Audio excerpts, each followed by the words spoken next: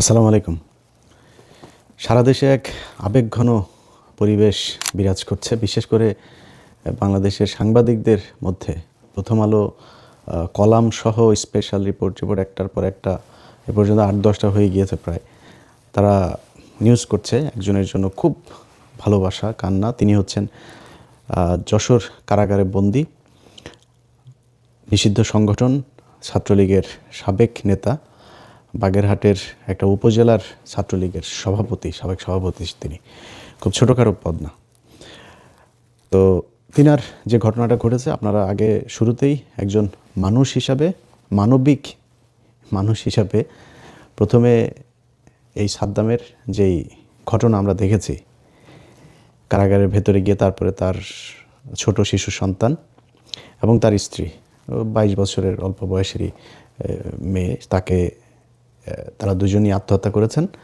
এবং অর্থাৎ মহিলা সম্ভবত বাচ্চাটাকে মেরে তারপরে তিনি হয়তো ফাঁসি দিয়েছেন। তবে আমি আমার ছোট করে একটু বলে রাখি, সেটা হচ্ছে যে এটা আসলেই কি ঘটেছে সেখানে, এটার পেছনে অন্য কোনো কিছু আছে কিনা, আওয়ামী লীগ নিজে থেকে এ ধরনের কোনো ঘটনা ঘটিয়েছে কিনা, কিংবা কোনো গোয়েন্দা সংস্থা ঘটিয়েছে কিনা পার্শ্ববর্তী দেশের, এগুলো আমার মনে হয় একটু হিসাব করে দেখা দরকার।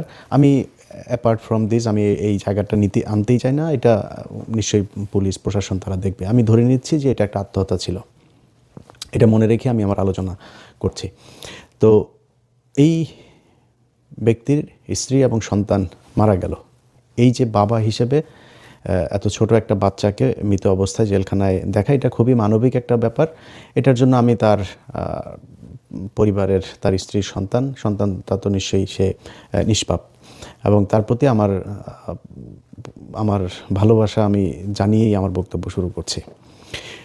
কিন্তু বিষয় হচ্ছে যে আজকের যে বাংলাদেশ, এই যে বর্তমান যে বাংলাদেশ, আওয়ামী লীগের হাজার হাজার কর্মী জেলখানায়, তাদের এই পরিণতি, এই রাজনৈতিক অসহিষ্ণুতা, এটা নিয়ে এসেছে কে?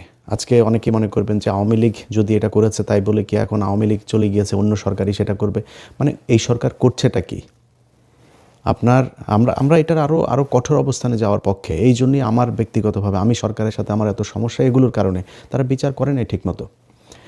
যেই সংগঠন, আপনি যদি এই ছেলের, এই যে সাদ্দামের ফেসবুক পেজ, সেটাতে যদি আপনি আইডিতে যদি যান, তার আইডিতে এই যে 25-এর আপনার মাঝামাঝি সময়েও সে যেসব পোস্ট করেছে, প্রকাশ্যে সে মিছিল করছে। তুই তো নিষিদ্ধ সংগঠন, তুই এই দেশের সরকারের আইন ভঙ্গ করে তারপরে তুমি মিছিল করতে পারবে না। অনেকেই বলছে তাকে কেন, তার কী অপরাধ, তাকে জেলে রাখা হয়েছে কেন? সে মিছিল করেছে, এর মাঝখানেও মিছিল করেছে সে।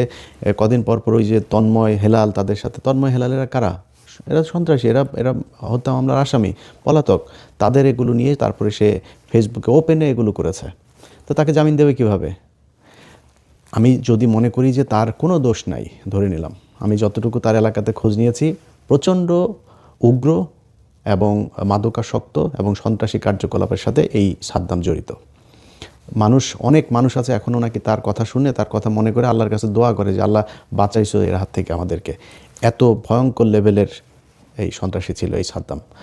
তো তারে ধরে নিলাম সে খুবই নিষ্পাপ, নিরীহ, তার কোনো সমস্যা নাই। দল হিসেবে যারা মনে করেন যে আগের সরকার এরকম করেছে বলে এই সরকার এরকম করবে, তাদের কাছে প্রশ্ন, দল হিসেবে এখনও ঘাড়ের উপর নিঃশ্বাস ফেলছে আওয়ামী লীগ। প্রতিদিন তারা আওয়ামী লীগ এই ভারত থেকে, বিভিন্ন দেশ থেকে তারা হুমকি ধামকি এগুলো দিচ্ছে। তারা ক্ষমা চেয়েছে?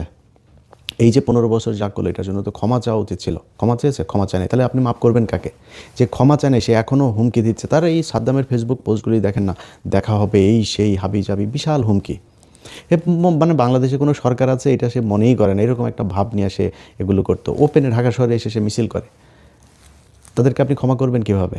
তারা মাপ চাক, তারা পুরো সংগঠনগতভাবে যে আমরা মানুষ হিসাবে ভুল করেছি, আমরা আর এই ভারতের সাথে মিলে এইভাবে মানুষ মারব না, আমরা এটার জন্য ক্ষমা চাই। ক্ষমা চেয়েছে? ক্ষমা চায় না। আপনি মাপ করবেন কাকে? এখন মূল পয়েন্টে আসেন। আমাদের দেশের সাংবাদিক, এই যে প্রথম আলো বিশাল সুন্দর এক যে সাদ্দামরা কেন মৃত স্ত্রী সন্তানদের সাথে দেখা করতে পারে না, এক কলাম লিখেছে তারা। আরও সব সাংবাদিকরা দেখলাম একদম পাগল হয়ে গিয়েছে এটার জন্য। ভাই, এই 15 বছর অনেক ঘটনা ঘটেছে। আমি আমার আজকের ভিডিওতে আমি এই মানে ঘণ্টাখানেক ঘাটাঘাটি করে যে কয়টা ভিডিও পেয়েছি সেই কয়টা ভিডিওর ব্যাপারে আপনাদেরকে বলবো যে কি করেছে এখন এই 15 বছরে এই বাংলাদেশের মানুষের উপরে কী নির্যাতন হয়েছে। আপনাদের খিলগাঁয়ের জনির কথা মনে নাই? জনির বাচ্চার বয়স কত? যারা সাদ্দামের আজকে এই মুক্তির কথা বলছেন, এই সাদ্দামের মুক্তির মতো এরকম আরেকজনকে তো মুক্তি দেওয়া হয়েছিল এর আগে, মনে নাই? সেই ব্যক্তি ছাড়া পেয়েই তারপরে গিয়ে হাদিকে মেরেছে। তো এখন সাদ্দামরে ছাড়তে হবে? সে তারপরে আবার ফের হাসনাতরে ধরবে, সার্জিসকে ধরবে, নাহিদকে ধরবে, নাসিরুদ্দিন পাটোয়ারিকে ধরবে, এই জন্য ছাড়তে হবে? তার অন্যায়ের সাজা পাইতে হবে। সেইখানে সে এই যে প্যারোলে মুক্তির বিষয়, বিডিআর সদস্যদের যাদের সাজার মেয়াদ শেষ হয়েছে আজ থেকে 10 বছর আগে, এরকম এক ব্যক্তির গেল কিছুদিন আগে কুমিল্লাতে তার বাবা মারা গিয়েছেন, তার প্যারোলে মুক্তি দেয় নাই। ছাড়ে তো নাই, প্যারোলে মুক্তি দেয়নি। কেন দেয় নাই জানেন? বলেছে সেখানে যেতে আসতে সময় লাগবে, এই জন্য মুক্তি দেয়নি। কই এই দেশের মিডিয়া কথা বলে নাই তো? এখন পর্যন্ত বিডিআরের লোকজন জেলখানায় আছে, তাদের পরিবারের লোকজনের সাথে তো কথা হয়। ভাই এই মানে ক্যান্সারের রোগী আছে বেশ কয়েকজন, শরীরের বিভিন্ন জায়গায় কোমর পায়ের এখানে আপনার ড্রিল মেশিন দিয়ে এই আর্মির লোকজন তাদেরকে নির্যাতন করেছে। পা অবশ হয়ে গিয়েছে, হাঁটতে পারে না, নানান অসুখে ভুগছে। অনেক বছর, তো 17-18 বছর হয়ে যাচ্ছে।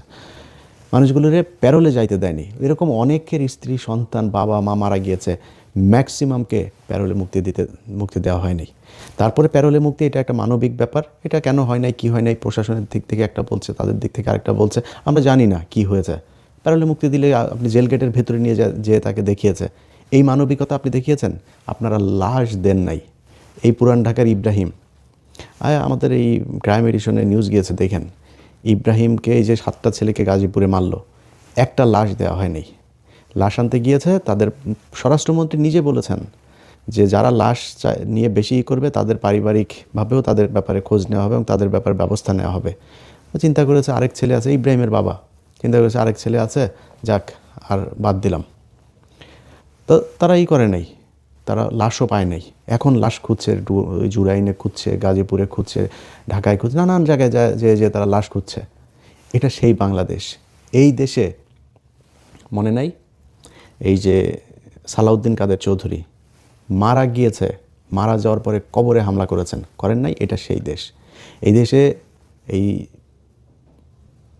কাদের মোল্লাকে বানিয়েছে কসাই কাদের, শহীদ নিজামী তাকে বানানো হয়েছে, তিনি নাকি পাকিস্তানিদের এখানে নিয়ে মেয়ে সাপ্লাই দিতেন, হরিণ সাপ্লাই দিতেন। মীর কাসিম আলী, দেলার হোসেন সাইদি, যাদের হত্যা করা হয়েছে, এই পৃথিবীর এমন কোনো আইন আদালত যদি প্রমাণ করতে পারে যেই কথাগুলো বলে তাদেরকে ফাঁসি দেওয়া হয়েছে, হত্যা করা হয়েছে, এই বিচারিক হত্যাকাণ্ড যদি প্রমাণ করতে পারে, তাহলে হাতের ছুরি পরে তারপরে ঘুরব। মানুষগুলোকে মারা হয়েছে, একদম ঠান্ডা মাথায় হত্যা করা হয়েছে ভারতের প্রেসক্রিপশনে। মারা যাওয়ার পরে আজকে জেল গেটে বাচ্চাকে কোলে নিয়ে যায়, এটা দেখে যাদের খারাপ লাগে, সেই দিন জেলখানার সামনে আমি নিজে উপস্থিত ছিলাম। এই কাদের মোল্লার ঘটনার দিন তার লাশের গাড়ির উপরে জুতো দিয়ে ঢেলা দেওয়া হয়েছে, জুতো ছুঁড়ে মারা হয়েছে, মিষ্টি বিতরণ করা হয়েছে লাশের গাড়ির সামনে দাঁড়িয়ে। পরিবারের মানুষগুলোকে লাশের গাড়িটা সামনে পর্যন্ত যেতে দেওয়া হয়নি, গাড়ির উপর জুতা মেরেছে। এটা সেই বাংলাদেশ। এই বেশি দিন হয় নাই খালেদা জিয়া মারা গিয়েছে। খালেদা জিয়ার মৃত্যুর জন্য এই দল দায়ী। জেলখানার ভেতরে তো স্লো পয়জনিং করেছেই, তারপরে তার চিকিৎসাটা পর্যন্ত নিতে দিতে দেয় নাই। যে সময় তিনি জেলখানায় নিয়ে যাওয়া হলো, তারপরে যদি তাকে চিকিৎসার জন্য যেতে দেওয়া হইতো, বাঁচতে পারতো তো। আল্লাহ যদি হায়াত লিখে রাখতেন সে আপনারা সেই চেষ্টা করতে দেন নাই। খালেদা জিয়া দেশের বাইরে গিয়ে কী করতো? খালেদা জিয়া কি তারেক রহমানের চাইতে বেশি পাওয়ারফুল, বেশি শারীরিক শক্তি তার, সে গিয়ে আপনার সরকার উৎখাত করে ফেলতো? আপনি দেন নাই। তারপরে একটা ছেলের কথা আমার খুব, ওর বাবা মা যেভাবে কান্না করেছে, শিবিরের একটা ছেলে মারা যাওয়ার পরে ক্রসফায়ারে তাকে নিয়ে মারা হয়। এই দেশে ক্রসফায়ারের নিউজগুলো কিভাবে হইতো জানেন? ক্রসফায়ারের নিউজগুলো হয়তো শিবিরের সন্ত্রাসী, শিবিরকে বানানো হয়তো ডাকাত, জিহাদি নাশকতার প্রস্তুতিকালে সেখানে যাওয়ার পরে বাংলাদেশের গণমাধ্যম নিউজ করেছে এইভাবে যে তারা পুলিশের উপর গুলি করেছে, পুলিশ পাল্টা গুলি ছুঁড়েছে। নিরীহ মানুষ মুফতি হান্নানের কথা মনে আছে? এই আজকে যে প্রথম আলো কান্নাকাটি করে, এই প্রথম আলো নিউজে মুফতি হান্নানের ফাঁসি হয়েছে। যদি মুফতি হান্নানের ন্যূনতম 21শে আগস্টের ঘটনার সাথে যদি কোনো সম্পৃক্ততা থাকে, আমি এটা নিয়ে কাজ করেছি, আমি জানি, যদি কোনো সম্পৃক্ততা থাকে আল্লাহর কাছে বেহেশত চাই না। মৃত্যুর আগে আল্লাহর কাছে বলে রাখলাম, যদি এটার সত্যতা থেকে থাকে, এতটুকু ঝুঁকি নিয়ে কথা বললাম, কতটুকু কনফিডেন্স থাকলে তারপরে এই কথা বলতে পারে মানুষ, একটু চিন্তা করে নেন। ঠান্ডা মাথায় খুন করা হয়েছে। এই প্রথম আলোর লোকজন, এই সন্তোষ শর্মা, এই ডেইলি স্টারের লোকজন, 71, সময় টিভি, এরা সাথে থেকে থেকে তারপর পুলিশকে দিয়ে ঠান্ডা মাথায় এই দেশে আলেম ওলামাদেরকে হত্যা করা হয়েছে। এটা সেই দেশ।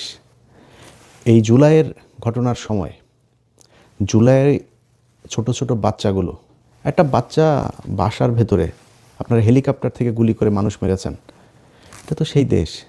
হাদির সন্তান ছোট না, জনির বাচ্চা ছোট ছিল না, তখন মনে ছিল না?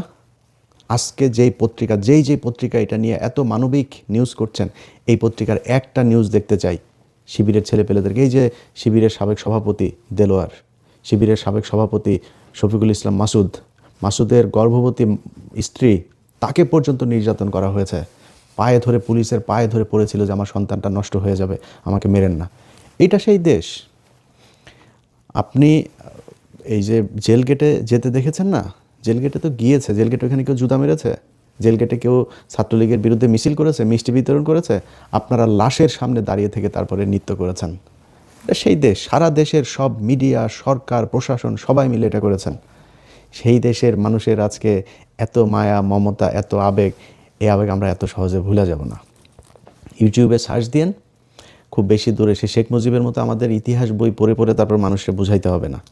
সব চোখের সামনে ভিজুয়াল মিডিয়াতে আমরা সার্চ দিয়েন আপনি যে শিবির নেতাকে, খালি লিখবেন ইউটিউব অথবা ফেসবুকে যা লিখবেন, যে সার্চ করবেন যে শিবিরের নেতাকে ক্রসফায়ারে হত্যা, অন্তত 1-150 পাবেন। পাবনায়, ঝিনাইদহে, কুষ্টিয়া, চুয়াডাঙ্গা, এই ঢাকায়, ওই মানিকগঞ্জে, ওই লক্ষ্মীপুরে, সাতক্ষীরায় মানুষই মনে করা হইতো না। এদেরকে মনে করা হয়তো এদের মারলে কোনো বিচার হবে না, এদের নিয়ে কোনো নিউজ হবে না, কোনো কিছু না, এই সুযোগটাও ছিল না। এটা সেই দেশ। আজকে আপনারা কান্নাকাটি করছেন, আমরা ভুলে যাই নাই। এগুলো আমাদের নিজের চোখের সামনে আমরা দেখেছি এই দেশে কি ঘটেছে। অতএব আমরা একটা সুন্দর দেশ চাই, একটা মানবিক দেশ আসলেই চাই। কিন্তু মানবিক দেশ যদি আপনি চান, তাহলে যারা মানবতা বিরোধী অপরাধ করেছে তাদের বিচার হইতে হবে। তাদেরকে দিয়া তারপরে আপনি দেশ সুন্দর করবেন। এই ছাত্রলীগের সন্ত্রাসীদেরকে দেয়া, এই ছাত্রলীগের সন্ত্রাসীরা এমন কি নাই যেটা তারা করে নেই? আরে ভাই, ভোট দেন নাই আপনি বলেছেন ধানের শীষে ভোট দিবে, এই 2018 সালে, বেশি দিন হয় নাই। আপনি ধানের শীষে ভোট দিবেন, নৌকায় দিবেন না ভোট, জোর করে আপনার সিল মারাইতে গেছে, আপনি মারেন নাই। দিনে ভোট দিয়ে আসেন, রাতে গিয়া তারপরে আপনাকে ধর্ষণ করা হয়েছে, ঘরে নাই? এই সুবর্ণচরে। এটা এই বাংলাদেশের ঘটনা এগুলো। আজকে মানবতা দেখাইতে আসেন ছাত্রলীগের পক্ষে, বিচার হইতে হবে। এই ঘটনার পরে আপনার ওইখানকার ডিসি, ওইখানকার এসপি, তাদেরকে হুমকি দেওয়া হচ্ছে ভারতের নাম্বার থেকে। আপনি এখনও পর্যন্ত আপনাদের কোনো নাই, অনুশোচনা নাই, কোনো ক্ষমা চাওয়ার কোনো আন্তরিকতা নাই, মনোভাব নাই। আপনারা এখনও পাইলি ছিঁড়া ফেলবেন, খায়া ফেলবেন, আবার ফের দেশকে সেখানে কোথায় নিয়ে যাবেন? একজন আলেম সকালে ফজরের নামাজ পড়তে যাবে, তার মাঝখান থেকে ধরে নিয়ে ক্রসফায়ার দিয়ে মেরে বলবেন যে জঙ্গি নাটক, জঙ্গি হামলায় মারা গিয়েছে, বোমা বানাইতে যায় মারা গিয়েছে। সেই দেশে সেখানে নিয়ে যাবেন? এই দেশে আবার ওরকম কোনো কিছু যদি এই দেশের প্রশাসন, এই দেশের সেনাবাহিনী, পুলিশ বাহিনী, বিডিআর বাহিনী সব মিলেও যদি চিন্তা করে না, এই দেশে আরও কয়েক হাজার মানুষ তাদের জীবন দিয়ে দিবে, সেই জায়গায় যাইতে দিবে না। আমরা ভুলে যাইনি আমাদের যত সমস্যায় যে আজকে কথা বলছি না, দেখছেন আমার কথা মনে হচ্ছে যেন সরকারকে সেভ করার মতো করে কথা বলছি। এই সরকারের সাথে যত সমস্যা আমার তৈরি হয়েছে, সব কিছুর জন্য এই বিচার না করা দায়ী। এই 1.5 বছর সরকারের সাথে মিলেমিশে বিভিন্ন কাজের মধ্যে তাদের সহায়তা চেয়েছি, তাদেরকে সহায়তা করতে চেয়েছি, দেখি সব জায়গায় একই রকম। এই যে আসিফ নজরুল এত সুন্দর মিষ্টি মিষ্টি করে কথা বলে না, এখনও পর্যন্ত আওয়ামী লীগের বিচারক, আওয়ামী লীগের এগুলোকেই করছে। প্রতিদিন আপনার চুরি করে করে মানুষকে আপনার জামিন দিচ্ছে। আরে ভাই, দিলীপ আগারওয়ালা কেমনে জামিন পায়? হাদিকে যে মারল সে জামিন পায় কেমনে? তাদের ব্যাপারে কোনো ব্যবস্থা নিয়েছেন আপনারা? কোনো ব্যবস্থা নেওয়া হয়নি। এই সরকারের পক্ষ থেকে করা হচ্ছে বলেই সরকারের বিরুদ্ধে কথা বলছি, সামনে আরও বলতে হবে, যদি নাকি এগুলো ঠিক করে না দিয়ে যান। আপনাদের হাতে সেই সময় নাই, করতে পারবেনও না। সো আমার মনে হয় যে এই যেগুলো এখন পর্যন্ত আছে, যতটুকু আছে, এটারে যদি শক্তিশালীভাবে যদি করে দিয়ে না যাইতে পারেন, এই যেমন হা ভোটের জন্য নাচানাচি করেন না, কেন করেন? হা ভোটের জন্য নাচানাচি করেন আপনার জীবন বাঁচাইতে। আপনারা এই দেশে কারোর দ্বারাই শান্তিতে থাকতে পারবেন না, না সাধারণ মানুষের কাছে জুতা খাবেন, আপনার এই আওয়ামী লীগের কাছে তো খাবেনই। সো মনে করেন না যে আওয়ামী লীগকে টাকা পয়সা খেয়ে তারপরে তাদের সুবিধাজনক জায়গায় দিয়ে যে তারপরে আপনারা এখানে ভালো থাকতে পারবেন, সারা জীবনেও পারবেন না। তাদের ব্যাপারে আপনাদেরকে সুনির্দিষ্টভাবে মানুষের যেই চাহিদা, মানুষের যে দাবি, সেই দাবির প্রেক্ষিতে এদের বিচার করতে হবে, যার যতটুকু শাস্তি। যেই ব্যক্তি ওই দিনাজপুরের এক প্রত্যন্ত গ্রামের একজন আওয়ামী লীগের কর্মী, তার সাজা যতটুকু, যদি 1 মাস হয় সাজা 1 মাস হবে। যে কেন্দ্রে ছিল, কেন্দ্রে থেকে যে হত্যার নির্দেশ দিয়েছে, তার সাজা যতটুকু ততটুকু হইতে হবে। কিছু লোকজনের সামনে রেখে এই যে সময় টিভির একজন সাংবাদিক, ওর নাম হলো মাহবুবুর রহমান, নাম বললে জেমসন মাহবুব, তো এই ওরে প্ল্যানিং এডিটর বানানো হয়েছে। তো প্ল্যানিং এডিটর উনি এই কিছুদিন আগে মুজাম্মেল বাবুকে ভারতে পাচার করছিল, মানে পাঠিয়ে দিচ্ছিল। ওর বাড়ি ওই ময়মনসিংহের ওদিকে, সে সীমান্ত ওই দিক থেকে তারা পাঠাচ্ছিল। সেখান থেকে এই মুজাম্মেল বাবুর সাথে এই জেমসন মাহবুবকেও ধরা হয়েছিল, ধরে তারপর তাকে ছেড়ে দেওয়া হয়েছে, যেহেতু তার নামে মামলা ছিল না। সে তো তাদের সহযোগী, তাকে প্ল্যানিং এডিটর বানানো হয়েছে সময় টিভিতে। এই বিএনপির লোকজন এই টেলিভিশনের দখল নিয়ে তারপরে সেই 5 হত্যা মামলার আসামি জুবায়ের, এই অ্যাডভোকেট কামরুলের ভাগ্নে, তাকে বসানো হয়েছে এখানে। আবার সেই খান মোহাম্মদ রুমেল, যে কিনা বিএনপির লোকজনকে নিয়ে অপমান করতো টকশোতে, সেই রুমেলকে বানানো হয়েছে এটার হেড অফ নিউজ। এগুলো চলছে আমাদের চোখের সামনে দেখছে। ভাই আপনি আমারে দরকার হলে মারেন, থাপড়ান, কোনো সমস্যা নেই ভাই, কিন্তু চোখের সামনে এই দেশে যারা কিনা এই 15 বছর এই স্বৈরাচারের দোসর হয়ে কাজ করেছে, তাদের বিচার করবেন। ভারতের ব্যাপারে আমাদের দেশকে স্বাধীন সার্বভৌম রাখার জন্য যা যা করার দরকার সেগুলো করবেন। আপনি আমার থাপড়াবেন তো আপনার পায়ে ধরে পড়ে থাকবো, কিন্তু এগুলো করবেন আপনি আমার $1,000 বিলিয়ন মিলিয়ন ডলার দিয়েও লাভ হবে না, ওইটা আগে করে যেতে হবে। তো যাই হোক, বক্তব্য শেষ করছি। যাদের আমি যা যা বললাম এগুলোর ব্যাপারে যাদের দেখার দরকার হয়, ফেসবুক ইউটিউবে সার্চ দিয়ে পিছনে একটু দেখলে আবার ওগুলো মনে হবে। আমরা গোল্ডফিশ জাতি, তো এই গোল্ডফিশ ন্যাশনের জন্য আমার মনে হয় পিছনে গিয়ে এই জিনিসগুলো বারবার দেখা দরকার। যে কবরে গিয়ে সালাউদ্দিন কাদের চৌধুরীর কবরে হামলা, সুবর্ণচরের 4 সন্তানের মাকে ধর্ষণ, তারপরে এই যে 6 জনকে আপনার গাজীপুরের এক ঘরের মধ্যে মারা, তারপরে এই মিরপুরে আপনার মারল 8টা ছেলেকে, এই মানুষদের ধরে ধরে নিয়ে যে মারা হয়েছে না। এই দেশে সেনাবাহিনীর ক্যান্টনমেন্টের ভিতরে সেনাবাহিনীর অফিসারদেরকে নিয়ে গুম করে রাখা হয়েছিল, 17 বছর ধরে গুম হয়েছিল, খবরও জানে না কেউ। শেখ হাসিনা থাকলে 17 আরও বছর গেলেও এটার কোনো বিচার হইতো না, তাদের খোঁজও পাইতেন, ওইখানেই পচে মারা যাইতো। দেশের নিজের, আরে ভাই যে অপরাধ করেছে বা আপনারা মনে করেন যার বিরুদ্ধে ব্যবস্থা নেবেন সেটা তো পরের কথা, মীর কাশেম আলীর ছেলেকে পর্যন্ত, বাবার জন্য ছেলেকে পর্যন্ত করেছেন। কি অপরাধ ছিল আপনার এই যে গোলাম আজমের ছেলের? তারে গুম করে রাখতে হবে, একজন চৌকস একজন অফিসার, তারা আপনারা গুম করে রেখেছেন। সেনাবাহিনীর ক্যান্টনমেন্টের ভিতরে মানুষ নিয়ে গুম করে রাখা হয়েছে, কই বলে নাই তো কেউ। এই সাংবাদিকরা এগুলোর পক্ষে কথা বলেছে। এই খালেদা জিয়াকে ঘর থেকে বের করার সময় তার ফ্রিজের মধ্যে মদ ঢুকিয়েছে এই সাংবাদিকেরা। তাদের ছত্রছায়ায় তাদের এই সেনাবাহিনীর লোকজনের এগুলোকে তারা গোপন রেখে এইভাবে তারা তারাই নিউজ করেছে, এই প্রথম আলো নিউজ করেছে।